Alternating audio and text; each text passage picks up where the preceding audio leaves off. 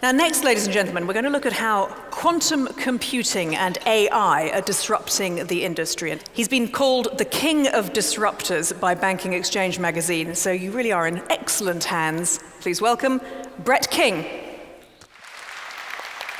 Thank you very much. It's perfect. Thank you.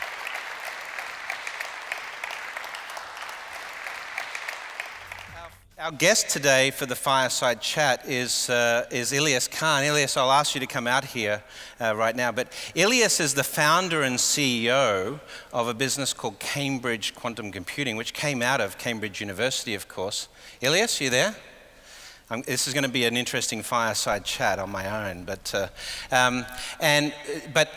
how cool is this for an additional job title, which he's also the chairman of the Stephen Hawking Foundation. So please welcome Illyas Khan to the stage.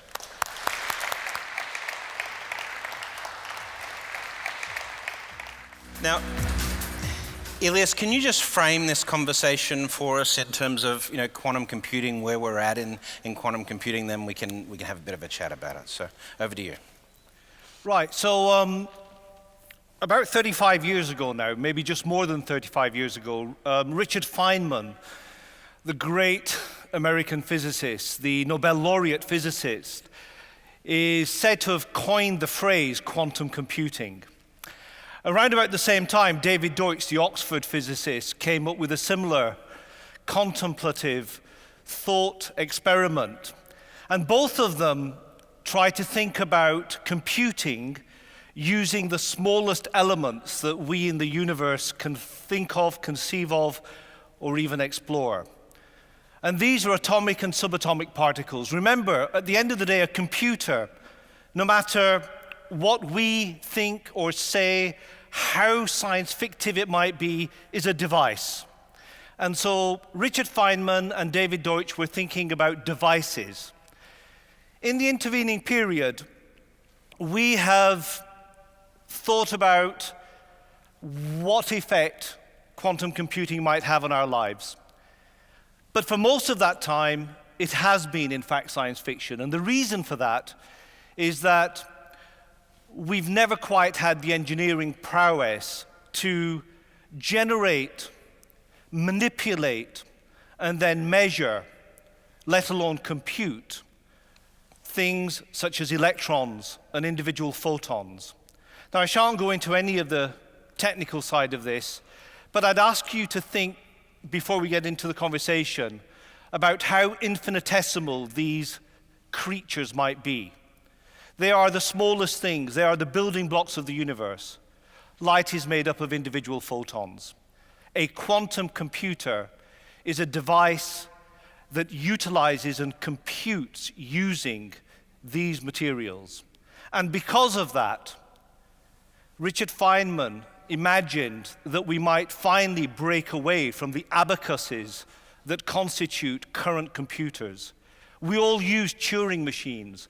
Alan Turing thought of this computational device, and he imagined the binary system for storing information. A quantum computer breaks away from a Turing machine. Now, what has happened, the last point I'll make, is that in the last 2 years, there's been a tipping point. Whereas previously quantum computers were the domain of university laboratories, they now are being pursued by corporates. All of the organizations that are up there on the logo are currently building a quantum computer. Earlier this year, in February, the MIT Review announced that for 2017, its breakthrough technology was quantum computing. As early as last year, people would routinely tell us that quantum computing was 10 years away. In the last 6 months, both IBM and Google have announced that they will commercialize these technologies. In fact, Google have somebody called Alan Ho, who is responsible for the commercialization of quantum technologies and quantum computing. Most large organizations, large banks, governments, chemical companies, hydrocarbon extractors, their business cycles are 2, 3, 4, 5-year cycles. They make decisions today on the basis of a 5-year outlook. all of them, without question, now assume that quantum computing will affect this business cycle, not the one after and not one after that. Very good. So let me jump into this with this great introduction you've provided us. These organizations, what sort of money are we seeing spent in R&D in quantum computing at the moment? Billions. Just to give you some frame of reference, Brett, last year in March and April, Microsoft let slip the fact that quantum computing is the largest area in their R&D budget. And for those of you who are adept, and I think this audience is very adept at financial analysis, if you look at the Google R&D budget, which I'm told is in excess of $20 billion a year, it is without question the largest single area in which they're spending money. IBM is not that far behind. And the other way of measuring this is people. Under stealth mode, Microsoft have probably assembled the world's best team, in my opinion, in building the machine. They've put Todd Holmdahl in charge. Todd may well be the best technology engineer that we've seen in our generation. And he has a team of almost, I think, 1,000 people, which bears some contemplation. And Google in LA at Venice Beach, where their AI headquarters are based, have a number that's not dissimilar. Now, you yourself have come through Cambridge, and the quantum team that you've put together, I presume, was seeded by Cambridge University. So what's it like in terms of the academic approach to this versus, say, the Google or Microsoft approach to this? Engineering, in a word. The tipping point happened in 2015. University laboratories obviously have limited budgets. No matter how far they might exhibit some ambition, they cannot assemble the sort of resources that corporates can. And the key difference, which I think has made itself very apparent, particularly I would say in the last year, is that Google, I think in May of 2016, announced that during this year, 2017, they would announce quantum supremacy. There's not a university on the face of the planet that would have been able to do that. That's $1 billion project, just there. Now, of course, the audience we have today is very focused on financial services. So, two questions around that. First is, in terms of corporate effort going into quantum computing that might affect financial services or the financial system, where are we at? And secondly, what do you expect quantum computing will achieve for the financial system? You don't ask small questions. Okay, well, maybe two quick ones, and perhaps you can guide me a little bit deeper. So I'll give you two sentences. So in late 2014, the NSA in the United States of America, together with the government here, said that the biggest issue in the transfer of information and tokens can be money. So if SWIFT or if Bitcoin or if your Amazon points or whatever are sent electronically, then clearly they need to be quantum resistant. So the message was, don't bother developing something unless it's quantum resistant. So a preoccupation of banks is obviously cryptography, the security of sending money, and the ability to withstand a quantum threat. And then the second issue is that the single largest constituency of people who come to talk to me about being quantum ready are the large banks. It's difficult to see an aspect of banking that isn't affected by quantum computing. Side quick bar there, in the 13th five-year plan in China, I don't know whether some of you follow China, the highest single priority was quantum computing. It's not population, it's not defense, it's not water, it is quantum computing. So there is a little bit of a space race. That's interesting. Now, to sort of step back and look at quantum computing in a little bit more detail, some of the technical challenges of getting a quantum computer that can run in a bank. Right now, what does a quantum computer look like? How big is it? How close are we to be getting a quantum computer that can run at room temperature? What's a quantum computer actually look like? the only machines that currently exist would not be capable of being acquired and used in a bank. If those of us that are perhaps old enough, which doesn't include you, Brett, if we remember the old big mainframes that came along in the 1960s and 70s, they were useful, but not all organizations could afford them. So the likelihood is that over the next 2 to 3 years, smaller prototypes will be delivering service over the cloud. Yes. Certain very, very large organizations will acquire quantum computers. Google obviously have one, Lockheed have one, governments have one. I dare say the Chinese. D-Wave?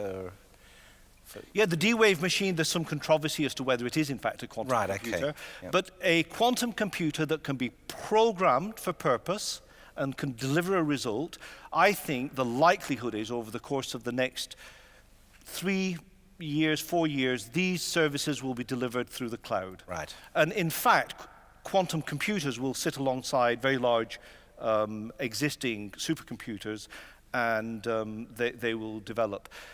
But what I didn't actually answer your question is that there are 2 or 3 different approaches. I think IBM has a different approach to building its machine. It will be room temperature. Microsoft has a different approach.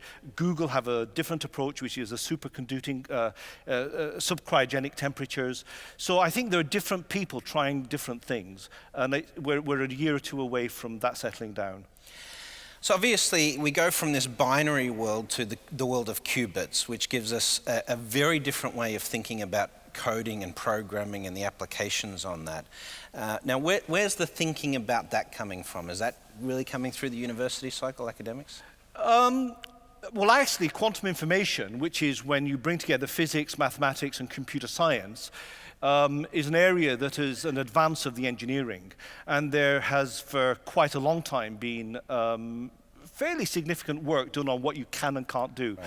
So, for example, a gentleman called Peter Shor, who's at IBM in the mid-90s, came up with something called Shor's algorithm, which is why people are concerned about security. So in the current version, if you have a, let's just pick a number, if you have a 2,000-bit number and you need to find its prime factors, it would take famously 1 billion years for that to work its way through classical computers, which is why we depend upon them.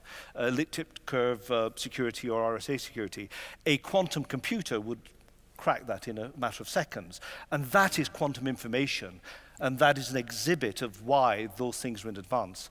I would say, however, that I think that let's talk about the next 3 to 5 years, smaller scale quantum computers will be used for different things. So, for example, quantum chemistry, the way that we design new materials, the way that we deliver drugs, the way in which, for example, we might save a huge amount of energy in things like fertilizers and photovoltaic cells. Yeah. And I think that the more convincing work is ahead of us, because in my opinion, very, very smart people who don't have to worry about how a quantum computer works, but what they can do with it, will program things that we can't even imagine today. Mm. So I'm very wary about trying to anticipate how these machines will be used, but they will be in use over the next business cycle. So maybe sort of looking at 10, 20 years, will quantum computing be just an everyday part of our life? Is that what you envision? I don't think you have to wait that long. Yeah. Oh, gosh, no. Well, IBM on their website have announced that they will commercialize for their clients access to quantum computing within this cycle, within the next 2 years. I think there is this nirvana that we think about, which is that we have error-corrected gate-based computers that our children could right. And I think that perhaps is a sort of a 7 to 10 year because then we won't have to depend upon cloud-delivered. But for the same reason, we have equipment today at CERN and places like that where we can detect gravitational waves. So Stephen, sure. Professor Hawking was famous for having anticipated this. That same engineering allows us to generate and compute at the smallest level of subatomic particles. I'm seriously envy of someone who can say my friend Stephen Hawking. But anyway, so Illyas, cracking these big problems that we talk about. Now, quantum computing allows us massive computing power. So we often talk about artificial intelligence in the same way, how it's going to be able to solve these big problems. So how do we parallel that in terms of AI and quantum computing? Do they fit together? They appear to, yes, they appear to. The early evidence is that the boundaries of what can and can't be done using computers doesn't just shift marginally, it's an exponential shift. So currently, virtually everything we do using our computers, I haven't got one with me, but whether it's an iPhone or a laptop or a supercomputer, it looks at a certain type of problem. Now, the applications and the programming are very smart, so we might want to watch videos, or we might want to be faster than the next person in putting an order in, but deep patterns are not recognizable. And that's because of the massive parallelization. Yeah. So the likelihood is that one of the early things that will be enhanced is what we currently refer to as AI, which actually is either machine learning or deep learning. Now, a neural network doesn't, even with the best machines today, doesn't get close to, it's a very shallow touch. And many people don't even understand why that is. Now, that's because the computational complexity is bounded within within a certain time. Right. Once you go beyond that boundary, you suddenly start seeing things or being able to do things that we clearly can't do at the moment. So these are these like 50 polynomial equations that we can't sort of handle today or can't solve today, but we will be able to do with... Well, the most famous one, is the one that everybody knows about is traveling salesman. So in one form or another, complexity is about traveling salesman. So if you have 5 cities and 6 different people and, I don't know, 10 different methods of getting there, car, bike, airplane, walk, run, you suddenly, by the time you get to 7 variables, your computer breaks down. Yeah. Where does that boundary end? But the thing I think is most interesting, well, this is my personal view, the reason why lots of financial organizations are completely sort of stood in the headlights right now is pattern recognition is in its infancy. Yeah. And I don't mean patterns like faces and speech, but genuine patterns when you have trillions of data. Behavioral patterns, location patterns, financial... Yeah. And just like in the old days, we looked at charts and we said, oh, it was going up and down and head and shoulders and all that kind of stuff. And then we got computers and we could go to maybe 2 dimensions or 3 dimensions. The quantum machine learning will give us the sorts of dimensions that we really need. So I think that is a really interesting boundary. Now, to sort of round out the conversation, tell me a bit about your team at Cambridge Quantum Computing. What sort of team do you have behind this, and what sort of skills have you had to engineer or create to... Oh, well, we're a spin-out from the maths department, Right. so we're primarily mathematicians. We've got a few theoretical physicists. We have 2 bits to the firm. We have a machine learning and a deep learning firm because our focus is on taking that into quantum machine learning, and that's now happening. No, we're software and algorithm based. We're not hardware. We're agnostic to hardware. In fact, we love all the hardware guys. We're parts of the community. I mean, the great thing about this is that the United Kingdom is a leader in this. I mean, just as in the Industrial Revolution, we were leaders at that time. It just so happens by accident, fortunate accident, that the UK is fantastic. We, in fact, here in Britain, might end up building the most powerful machine earlier than anybody else in 2020. It's at Oxford. So it's a close-run thing, whether it's Google, IBM, the NQUIT machine at Oxford. I think these are the leaders to have a large... And within that community, is there a fair bit of knowledge sharing? Yeah. It's quite collaborative. It's at this stage. At this stage, it's just starting to get commercial. There's some big money being chucked at people that are building them. So you've got some startups now in the West Coast that have really, first rounds of many, many tens and tens of millions of dollars. Like I said, we're not in the hardware side.